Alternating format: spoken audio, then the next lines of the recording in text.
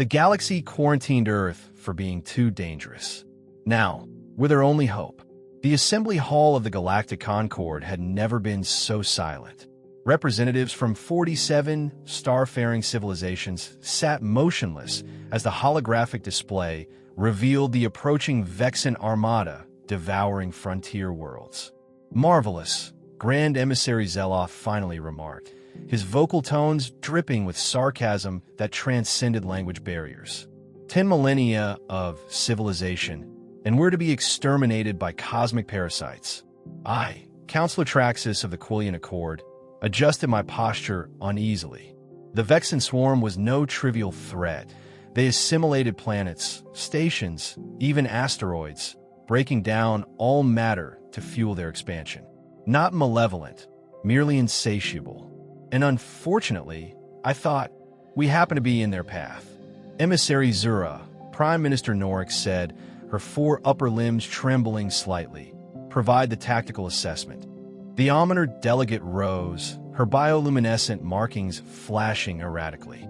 "Our combined fleets have suffered 83% casualties across 7 battlefronts. The survivors rally at Centauri Nexus, but projections indicate merely an 11.7% chance of stopping their advance." A bitter chuckle came from Ambassador Plex. "Remember when our greatest concern was trade disputes with the Bellaran Commerce League? This is hardly the time for reminiscing," hissed Ambassador Krex, his scales darkening with irritation. The debate that followed was painfully futile. The Bellarans advocated negotiation, despite 17 prior failures. The Jurgen proposed dimensional retreat, ignoring Vexxan multidimensional sensors, while the Zolarans suggested bioweapons, overlooking that the swarm wasn't truly biological. Then Elder Ethna of the Vurion spoke, her voice barely audible, yet silencing the chamber. "There remains one option unconsidered." "Name it," demanded Norix. "We could solicit human assistance." The uproar was instantaneous. Humans, the species quarantined 2 centuries prior for being too volatile. The civilization we deemed unfit for interstellar society. Yamat, Krex's crest flared violently. "Inviting humans is suicide by proxy." "They're resourceful," Ethna countered calmly. "Barbaric," Krex shot back. "They weaponized atomic energy within 3 years of discovery. Their history is written in blood." Ambassador Zill interjected, "Precisely. Imagine what they might do to something threatening their entire species." This gave the assembly pause. I accessed our limited human files. Unlike most species' linear progress, humans leaped from primitive flight to lunar landings in 66 years, from theoretical physics to functional reactors in 5. When discovered, they'd already fought 2 planetary wars and created doomsday weapons, yet also produced art that moved beings across evolutionary divides. "They're contradictions incarnate," Krex insisted. "Hence the quarantine beacons." "Perhaps," Norix mused, "what we require is precisely something dangerous." Thus I found myself on the delegation, not due to expertise, but because senior diplomats refused the assignment. Better to sacrifice a junior counselor if things turn disastrous. As we crossed the Sol System's boundary, the ancient warning buoys still broadcast their multilingual alerts. "Irony," Captain Vorix observed. "We placed these to protect the galaxy from them. Now we beg their protection." We approached Mars, reasoning first contact should occur away from Earth. When a transmission came through in flawless galactic standard, our comm officer gaped. "They've never contacted us." The human on-screen, Director Mara Quinn of the Martian Defense Directorate, smiled faintly.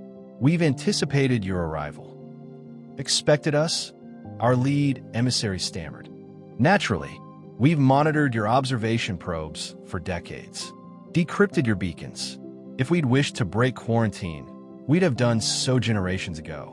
The Martian facility bustled with humans studying us with undisguised curiosity. After explaining our plight, Quinn responded with unsettling calm. "So you need help against an unstoppable force that's crushed 47 civilizations?" "Yes," our emissary admitted. "And you isolated us because we were too aggressive?" asked General Ito.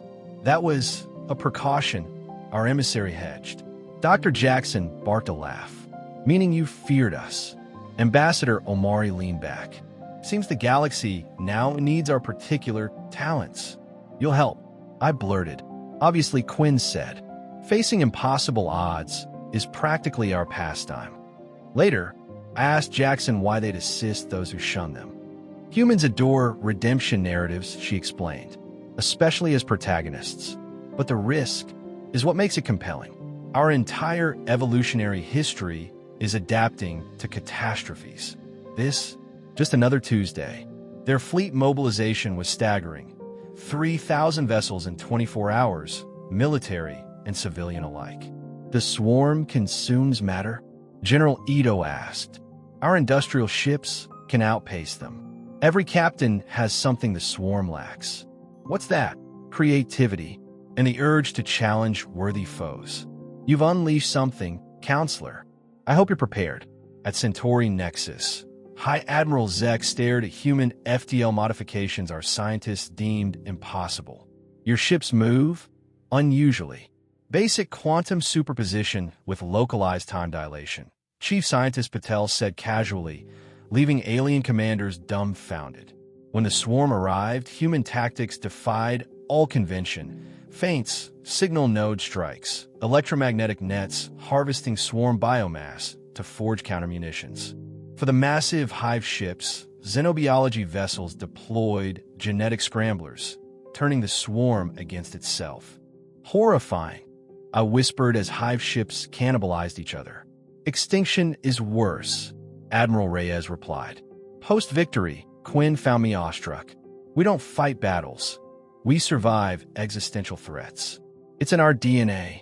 Later, as the Concord lifted Sol's quarantine, Omari seemed pensive. Now comes the true challenge, proving we're more than weapons. As Earth filled our viewport, he mused, those beacons didn't just contain us, they excluded you. Isolation is the most perilous quarantine of all. What? Because ignored problems fester, and potential allies can't aid those who never ask. He smiled.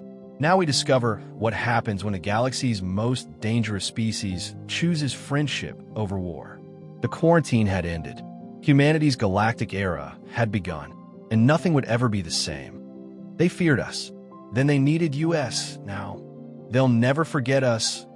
Subscribe to Mystic Nature Sci-Fi for more tales where humanity rewrites the fate of galaxies.